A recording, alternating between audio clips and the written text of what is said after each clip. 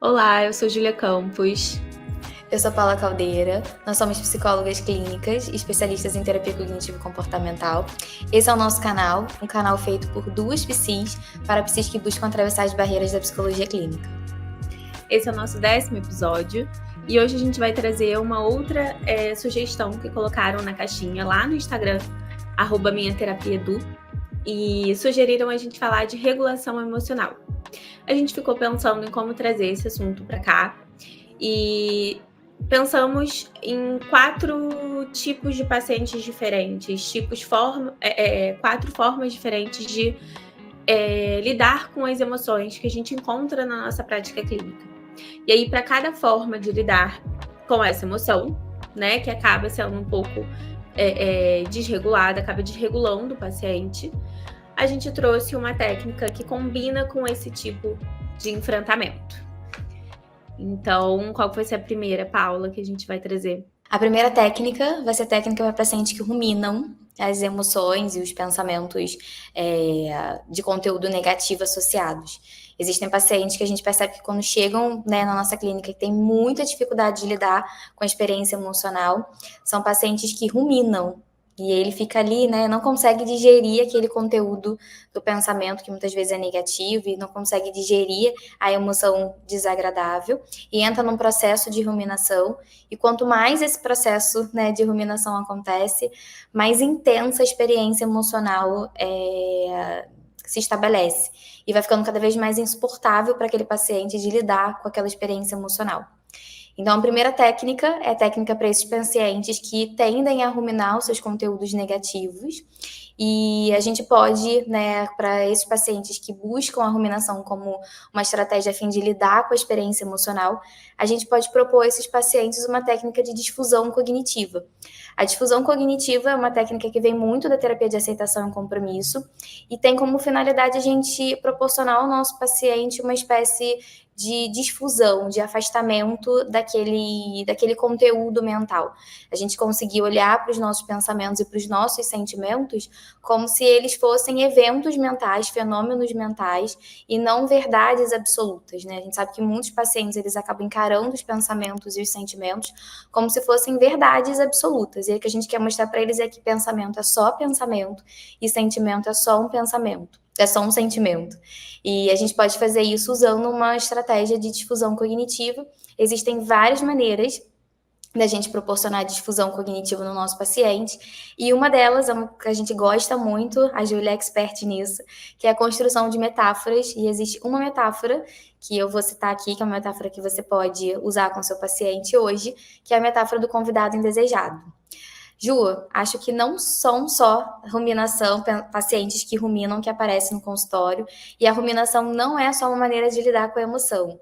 Pensa aí num outro caso, numa outra estratégia, numa outra forma de lidar com as emoções de uma maneira que seja mais adaptativa e saudável. Bom, o outro tipo de estratégia que a gente pensou para trazer aqui são aqueles pacientes que eles parecem embotados afetivamente, eles não entram em contato com a emoção, eles evitam, né, essa conexão mesmo, né, prestar atenção nas emoções, perceber as emoções. E dentre várias técnicas e várias estratégias que a gente pode usar com esse tipo de paciente, a gente trouxe para cá a atenção plena e o mindfulness. A atenção plena e o mindfulness, né, eles são estratégias que vão fazer o paciente trazer consciência, né, vai fazer a gente trazer consciência para o paciente em relação ao que ele está sentindo, em relação às sensações corporais.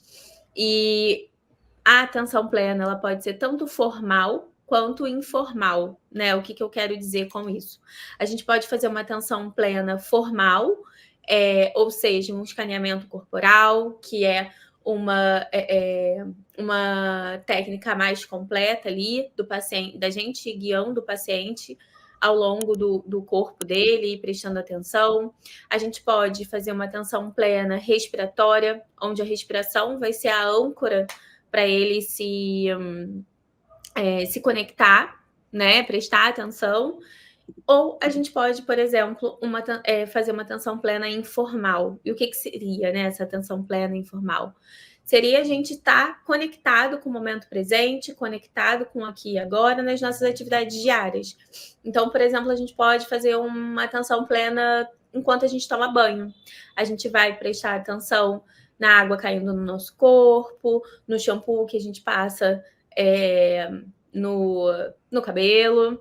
A gente vai prestar atenção na água quentinha e qual é a sensação que vem. Ou seja, todas essas técnicas vão ter a função, né, da gente se conectar, né? Se conectar com as nossas sensações, se conectar com o que está acontecendo aqui e agora. E aos pouquinhos esses pacientes vão poder entrar em contato com eles mesmos e entrar em contato com as emoções. E dentro disso, a gente também vai poder quebrar mitos emocionais ali deles, né? Como, por exemplo, né, se eu entrar em contato com as emoções, eu não vou conseguir sair disso. Né? Tem alguns pacientes que são assim, né? Se eu começar a chorar, eu nunca mais vou parar. Né? Ou se eu me permitir ficar triste, eu não vou conseguir sair dessa, eu vou ficar no fundo do poço. Então, dentro, né, junto com essas técnicas, a gente vai conseguir ajudar o paciente a se conectar com ele mesmo, se conectar com as emoções, com as sensações e quebrar esses mitos emocionais. E qual que é o terceiro exemplo que você tem aí? Você está falando de pacientes que são muito evitativos, né? Que buscam a esquiva e a evitação como estratégias de enfrentamento, né? Assim, da experiência emocional. E eu falei, né, de uma estratégia anterior, que é uma estratégia para lidar com a ruminação, né? Que são pacientes que têm uma tolerância altíssima à experiência emocional, e aí ficam ali ruminando aquele conteúdo, e quanto mais ele rumina aquele conteúdo, mais intensa a emoção e o pensamento fica, né? E aí eu tô pensando aqui em pacientes que usam, por exemplo, a própria autocrítica e o autojulgamento como uma forma de lidar com essa experiência emocional, né? Quantas vezes a gente recebe pacientes aqui na clínica que não conseguem, né, assim, tolerar e aceitar aquele pensamento e aquele, né, sentimento, muito por conta dos mitos, né, emocionais que, né, você trouxe no exemplo anterior. E aí, a fim de lidar com aquilo, existe um autocriticismo, um autojulgamento muito forte. Então, por exemplo, um paciente que experimenta uma emoção, a raiva, por exemplo, e aí não consegue tolerar a raiva e acha que não deveria sentir raiva, né? Que isso demonstra fraqueza, demonstra vulnerabilidade, que isso mostra que ele é, por exemplo, imaturo, que não deveria ser assim. Então, muitas vezes a gente percebe na clínica uma fala autocrítica, uma voz que vem de um autojulgamento, que com o tempo vai intensificando cada vez mais aquele conteúdo. Então, se você tem um paciente, né, que você percebe que a intolerância emocional é tão grande, que a voz da autocrítica e do autojulgamento faz com que essas emoções, esses pensamentos, eles só se intensifiquem com o tempo, você pode trabalhar caixinhas de ferramentas, né, da autocompaixão. E uma das técnicas que a gente pode usar é a técnica da carta compassiva, ou um conselho que a gente daria a um amigo. Então, você pode trabalhar uma voz mais compassiva, uma voz da autocompaixão com o seu paciente, proporcionando a ele um certo afastamento da própria experiência. Porque a gente sabe que é muito mais fácil a gente ser gentil e a gente trazer uma fala, né, mais empática, mais acolhedora para as pessoas lá fora, né, para as pessoas que a gente gosta, do que a gente se olhar com carinho, né? E aí a gente pode, talvez, fazer o nosso paciente, acho que talvez treinar um pouquinho, né, esse lado compassivo dele, desenvolvendo, acho que reforçando essa habilidade de ser muito empático e muito gentil às pessoas que são importantes. Você pode pedir para ele escrever uma carta, ou você pode pedir para ele pensar em um amigo muito querido, do qual ele gosta muito, que sabe que passa por situações semelhantes na vida, né, que experimentam emoções e que também enfrentam pensamentos desafiadores, semelhante aos pensamentos e sentimentos dele. E aí, nessa carta, ele trazer uma voz mais carinhosa, né, de um acolhimento mais genuíno, de um olhar um pouquinho mais compassivo, de uma atitude, né, de mais carinho para esse amigo. E aí depois, né, que essa carta, né, ela for feita, esse paciente conseguir transformar essa carta, né, assim, trazer uma vozinha da primeira pessoa, né, e escrever essa carta para ele, né, a fim de, nos momentos difíceis, ele poder ler essa carta e se permitir abrir espaço para aquela experiência emocional vir e se julgar menos, se criticar menos também. E a última técnica que a gente pensou, né, é para abarcar os pacientes preocupados, né? Se eu fosse colocar, não sei, se a gente tivesse talvez alguma medição ali, né, alguma medida de quantos pacientes preocupados chegam no nosso consultório, eu acho que ia ser muito, né? E a preocupação é uma das formas, né, que a gente lida com as emoções, com situações difíceis, é muito comum, né? E a preocupação, ela tem um quê de positivo muitas vezes, né? Porque a ansiedade, a preocupação, ela é vista como uma proteção para a pessoa, né? E de fato, a ansiedade protege muito a gente, a preocupação também protege, mas como elas vão se retroalimentando, elas vão chegar num nível muito maior e que não é mais funcional e não ajuda mais, né? Agora, hoje em dia, quando eu falo de ansiedade e preocupação, só me vem na cabeça a cena de Divertidamente, da ansiedade, sabe? Porque eu acho que é bem eles conseguiram retratar ali, né? Como fica, muitas vezes, a cabeça do nosso paciente. E uma das técnicas que a gente trouxe para cá é a descatastrofização. A descatastrofização nada mais é do que a gente tentar tirar a catástrofe daquela preocupação que o paciente tem, né? Então, geralmente, o paciente ele vem com uma situação que gera preocupação e essa preocupação gera um possível resultado imaginado que gera mais preocupação e isso gera um outro possível resultado imaginado. E normalmente o paciente termina no pior cenário possível.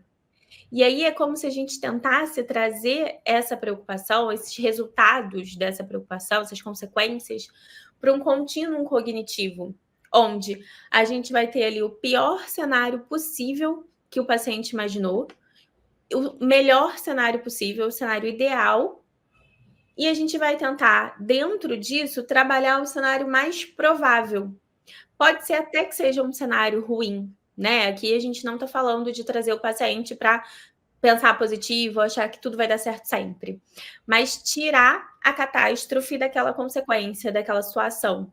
Então, pode até ser que o cenário mais provável não seja um cenário lindo, maravilhoso. Pode até ser um cenário ruim, que vai gerar emoções desagradáveis no paciente, mas isso não significa que vai ser catastrófico, que ele não vai conseguir aguentar, que ele não vai conseguir suportar aquilo.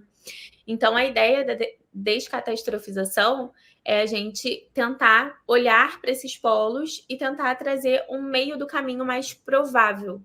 E isso pode ajudar a regular essa emoção do paciente, ele encarar a situação de uma forma muito mais realista, né? E diminuir essa intensidade emocional. E acho que uma coisa importante, enquanto a gente estava falando, Paula, que eu pensei da gente trazer no finalzinho, é que talvez uma primeira, uma dica, assim, primeiro de tudo isso, a gente vai precisar entender o que faz esse paciente, entender se o paciente tem uma regulação emocional, uma desregulação emocional, como que como que ele enfrenta isso, então quais são os tipos de enfrentamento, as formas de lidar que ele tem com as emoções. E uma coisa que talvez a gente possa colocar como um primeiro passo também é a psicoeducação das emoções, né? Que também pode ser uma técnica muito valiosa para regulação emocional. Perfeito, perfeito. A gente aqui está pensando em intervenções, né, muito por conta do que apareceu na caixinha de perguntas, né, dessa semana. Então, a intenção do vídeo é a gente trazer possibilidades técnicas, mas antes da gente pensar na intervenção a ser usada, na técnica, talvez existam coisas que de fato sejam muito importantes para o processo acontecer, né? E aí talvez exista uma etapa aí né, anterior a tudo isso, que é entender como que essa desregulação emocional, ela de fato acontece, né? Então, quais são as emoções, geralmente, né, assim, os pensamentos, né, esses conteúdos associados a essas emoções das quais o paciente evita, como você colocou, né, quais são os estilos de enfrentamento, como que o paciente enfrenta essas emoções. Muitas vezes a gente vai ver que o próprio enfrentamento, ele é disfuncional, porque a intenção do paciente é controlar aquela emoção, aquele pensamento para não sentir, né? Porque é tão difícil experimentar aquele conteúdo que ele não quer experimentar aquilo, ele quer sentir, né? Não quer sentir, é uma espécie de fuga. Mas o que acontece a médio e longo prazo é que aquela emoção, ela só cresce, né? Então, é uma maneira de enfrentar a experiência emocional que retroalimenta e intensifica a própria experiência emocional. E eu acho que entender isso é importante antes da gente pensar em qualquer intervenção e psicoeducar o nosso paciente também sobre esse mecanismo de funcionamento. Né? Você falou, tem algo importante que é psicoeducar as emoções, né, de fazer o paciente entender essa experiência emocional, e eu vou acrescentar de entender ainda o mecanismo de desregulação emocional também.